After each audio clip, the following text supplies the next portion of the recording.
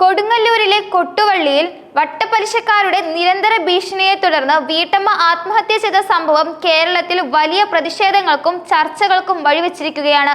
42 വയസ്സുകാരിയായ ആശ ബെന്നിയുടെ മരണം നിയമവിരുദ്ധമായ പണമിടപാടുകളും അതിനെ തുടർന്നുണ്ടാകുന്ന ഭീഷണികളും ഒരു കുടുംബത്തെ എങ്ങനെ തകർത്തെറിയുന്നു എന്നതിന്റെ ഞെട്ടിക്കുന്ന ഉദാഹരണമാണ്. ഇന്നലെ ഉച്ചയോടെയാണ് ആശയെ വീട്ടിൽ നിന്ന് കാണാതായത്. തുടർന്ന് നടത്തിയ അന്വേഷണത്തിലാണ് വീടിന് സമീപത്തെ പുഴയിൽ നിന്ന് അവരുടെ മൃതദേഹം കണ്ടെടുത്തത്. ആശയുടെ മരണത്തിന് പിന്നിലെ കാരണം വ്യക്തമാക്കുന്ന ആത്മഹത്യാക്കുറിപ്പ് പോലീസ് വീട്ടിൽ നിന്ന് കണ്ടെത്തിയിട്ടുണ്ട്. സമീപവാസിയായ ഒരു വിരമിച്ച പോലീസ് ഉദ്യോഗസ്ഥന്റെ ഭാര്യയിൽ നിന്ന് ആശ പലിശയ്ക്ക് പണം വാങ്ങിയെന്നായിരുന്നു അത്. കടം വാങ്ങിയ പണവും അതിന്റെ ഇരട്ടിയിലധികം പലിശയും കൃത്യമായി തിരിച്ചടിച്ചിട്ടും പലിശക്കാർ ഭീഷണി തുടർന്നുവെന്ന് ആത്മഹത്യാക്കുറിപ്പിൽ പറയുന്നു. പണമിടപാടുകാരെ കുറിച്ചും അവർ നടത്തിയ മാനസിക പീഡനങ്ങളെ കുറിച്ചും കുറിപ്പിൽ വ്യക്തമായ പരാമർശങ്ങളുണ്ട്. ഈ വിഷയത്തിൽ നേരത്തെ തന്നെ ആശ പോലീസ് സഹായം തേടിയിരുന്നു. പലിശക്കാരായ പോലീസ് ഉദ്യോഗസ്ഥന്റെ ഭാര്യയ്ക്കും ഉദ്യോഗസ്ഥനുമെതിരെ അവർ ആലുവ റൂറൽ എസ്.പിക്ക് പരാതി നൽകിയിരുന്നു. പരാതിയുടെ അടിസ്ഥാനത്തിൽ പറവൂർ പോലീസ് ഇരുകൂട്ടരെയും സ്റ്റേഷനിൽ വിളിച്ചു വരുത്തി ചർച്ച നടത്തി. എന്നാൽ ഈ ചർച്ചകൾക്കൊന്നും ആശയ്ക്ക് നീതി നേടിക്കൊടുക്കാനായില്ല. സ്റ്റേഷനിൽ നിന്ന് മടങ്ങിയതിനു ശേഷം പലിശക്കാർ അതേ ദിവസം രാത്രി വീണ്ടും ആശയുടെ വീട്ടിലെത്തി ഭീഷണി മുഴക്കി. ഇതാണ് ആശയെ ആത്മഹത്യ ചെയ്യാൻ പ്രേരിപ്പിച്ചതെന്നാണ് കുടുംബം ആരോപിക്കുന്നത്.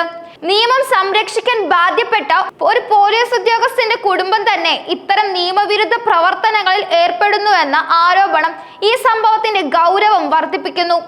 ഈ വിഷയത്തിൽ പോലീസിന്റെ ഭാഗത്തു നിന്ന് ആദ്യഘട്ടത്തിൽ വേണ്ടത്ര ജാഗ്രതയുണ്ടായില്ല എന്ന ആക്ഷേപവും ശക്തമാണ്.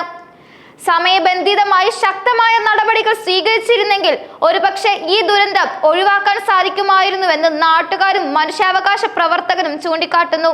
ആശയുടെ മരണത്തെ തുടർന്ന് പോലീസ് കേസ് രജിസ്റ്റർ ചെയ്യുകയും അന്വേഷണം ആരംഭിക്കുകയും ചെയ്തു. ആത്മഹത്യാക്കുറിപ്പിലെ വിവരങ്ങളുടെ അടിസ്ഥാനത്തിൽ പ്രതികൾക്കെതിരെ ശക്തമായ നിയമ നടപടി ഉണ്ടാകുമെന്നാണ് കരുതുന്നത്. ഈ കേസിൽ കുടുംബാംഗങ്ങളുടെ മൊഴികൾ നിർണായകമാണ്. ആശയുടെ മരണത്തിന് കാരണക്കാരായവരെ നിയമത്തിന് മുന്നിൽ കൊണ്ടുവരണമെന്ന് കുടുംബങ്ങളും നാട്ടുകാരും ആവശ്യപ്പെട്ടിട്ടുണ്ട്. കേരളത്തിൽ വട്ടപ്പലിശക്കാരുടെ ശല്യം ഒരു വലിയ സാമൂഹിക വിപത്തായി മാറിക്കൊണ്ടിരിക്കുകയാണ്.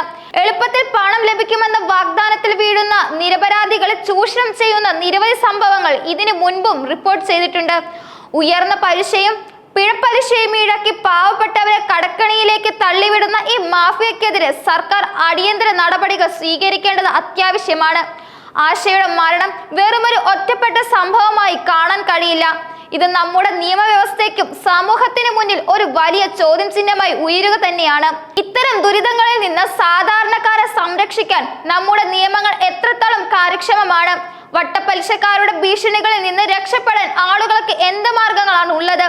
ആശയുടെ മരണം അവസാനത്തേതാകാൻ ശക്തമായ നിയമ നടപടികളും വട്ടപ്പലിശ വിരുദ്ധ നിയമങ്ങളുടെ കർശനമായ നടപ്പാക്കലും അനിവാര്യമാണ്.